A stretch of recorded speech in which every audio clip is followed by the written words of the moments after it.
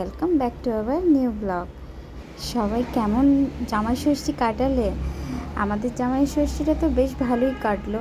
মায়ের কাছে না গেলেও জামাই ষষ্ঠীটা তো বেশ জমজমাটে কেটেছে আমাদের।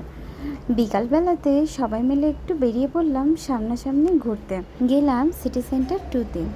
গিয়েই জেনারেলি এখন তো বেবির জিনিসেই আগে নজর যায়, তাই ওর জন্য কতগুলো টয় দেখছিলাম। এখন তো একটু হাঁটতে শিখেছে, তাই সবের দিকেই আঙুল বাড়াচ্ছে। তারপরে রাজেশ বলল, চলো এবার তোমাকে ট্রিট দেবো, ঠিক সকালে যেমন তুমি আমাকে দিয়েছো, আমিও একটু বৌমা ষষ্ঠী পালন করি। আমি ভাবলাম এত ভালো সুযোগটা হাতছাড়া করে লাভ নেই।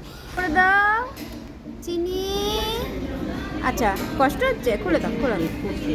কত লেট হবে? তো প্যাক করে দিতে বলো, ওর খাবার টাইম হয়ে যাচ্ছে, কিছু খাইনি সন্ধ্যার থেকে। বাপিনদাও গেট লাগিয়ে দেবে।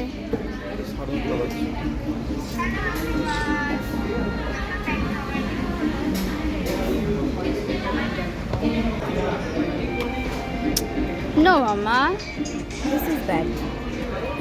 আচ্ছা কুলি কি করবে? আচ্ছা আমি আর মামা, আমি আর মামা একসাথে একসাথে। ও বাবা রে,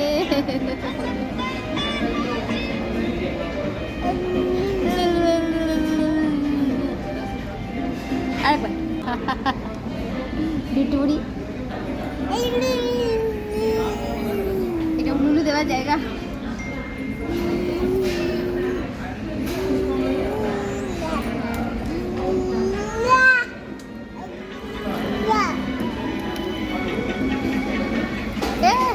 বাঁচাও আমাকে, আমাকে বাঁচাও, আমাকে বাঁচাও।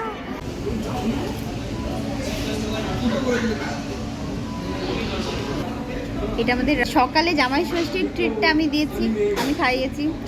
আর বিকালে পার করে একটু ঘুরিয়ে তারপরে বিকালবেলাতে যে ট্রিটটা দিচ্ছে সেটা হচ্ছে বৌমা ষষ্ঠী। হ্যাঁ, মানে এটা মামনিও বলেছিল ঘরে যে আমি করব, তো হাতে ব্যথা তো আমিই করে দিলাম। চলো ঠিক আছে, কোনো অসুবিধা নেই। তো তার বিয়েতে ছেলে বললো যে ঠিক আছে, তো আমি বৌমা ষষ্ঠীটা দিচ্ছি। তো ঠিক আছে, আমি যখন জামাই ষষ্ঠীটা দিতে পারি, ও তো ওর মায়ের হয়ে আমাকে বৌমা ষষ্ঠীটা দিতেই পারে বলো। তাই জন্য এই যে বৌমা ষষ্ঠীতে আমরা এখন পিৎজা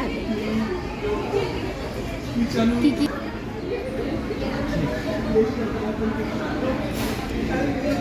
ঠিক আছে, আর কি কি খাবো সেটাও শেয়ার করবো। হ্যাঁ, মানে এটা বৌমা ষষ্ঠী বলে কথা, ওই জন্য তো শেয়ার করতেই হবে।